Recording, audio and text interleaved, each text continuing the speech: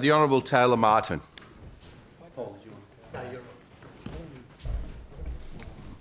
Thank you, Mr President. I wish to make a brief contribution as Chair of the recent inquiry by the Committee on State Development into provisions of the Forestry Legislation Amendment Bill 2018.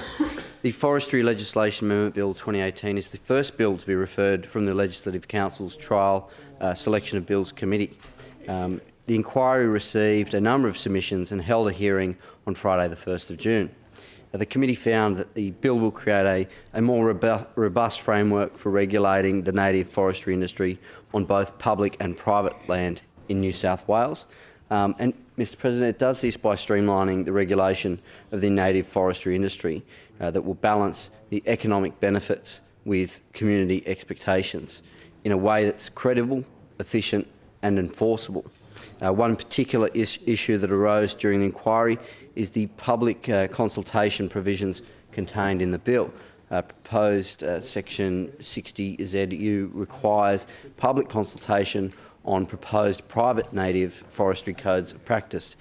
Mr President, this period will be 4 weeks. That's how it was proposed, and there was some consternation about this period that came through from environmental groups, of course, as they always do, wanting additional time. They wanted more than the 4 weeks that's proposed.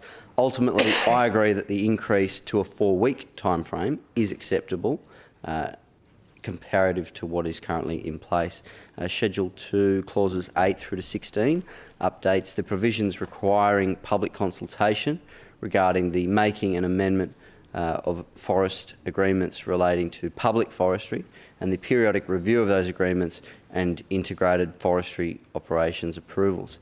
The change will remove the requirement for notice to be given in the newspaper so that communication with stakeholders can be communicated with more effective methods such as and making more use of online avenues.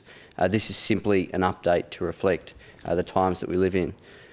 Schedule 2, Clause 22, requires that the relevant ministers consult with the Minister administering the Fisheries Management Act 1994 before granting an integrated forestry operations approval. During the inquiry, some environmental groups made some outrageous claims that this would lead to, and I quote, targeting private lands to make up for saw log shortfalls from public lands. These claims are clearly not true, as the bill requires integrated forestry operations approval to be concurrently approved by both the Minister for Primary Industries and the Minister for Lands and Forestry in authorising those codes. Another issue raised was the impact of the amendment to Schedule 2, Clause 17. This removes the inclusion of beekeeping and grazing as part of forestry operations that may be authorised and regulated by integrated forestry operations approvals. During the inquiry, the committee heard from the New South Wales Apiarists Association, who were concerned that the removal of commercial beekeeping from forestry operations would make it more difficult to obtain access to forests. In response to the New South Wales Apiarists Association's concerns, Brennan Stone from the Department of Primary Industries told the committee that the bill, and I quote, has no immediate impact on them in terms of curtailing any activities, and explained that while the bill removes the regulation of beekeeping activities from the IFOAs to the regulations, it does not change the current process for obtaining permits and exemptions. This was backed up by Mr Michael Hood from the New South Wales Environmental Protection Authority, who said that the intent of removing beekeeping from the IFOA was essentially a deregulatory one. It was to not have regulation that is designed for regulating the cutting down of trees and associated activities covering beekeeping, and to see it treated in a way that is commensurate with the nature of the activity. Mr President, I am comfortable with the responses given from the department. Given the obvious concerns shown by commercial beekeepers, the committee recommended that the government address the concerns of the New South Wales Apiarists Association regarding the removal of commercial beekeeping from forestry operations in the second reading debate. Mr President, I note that the Minister did, in his reply in the other place, the Minister said that the bill will not restrict in any way this critical access to our state forests.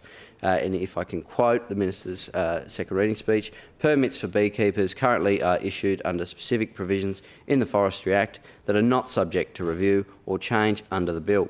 Similarly, access arrangements set by Forestry Corporation New South Wales are not changing as a result of this bill, and this is an important clarification that provides security of access to our beekeepers. However, the bill shifts the regulation of beekeeping out of integrated forestry operation approvals, IFOAs, thereby allowing IFOAs to be simplified and targeted towards forestry outcomes. At the same time, the bill includes a regulation-making power to further authorise and regulate beekeeping in state forests. Mr President, as I said earlier, the Forestry Legislation Amendment Bill 2018 will create a more robust framework for regulating the native forestry industry on both public and private land in New South Wales, and I commend the bill to the House. The Honourable Mark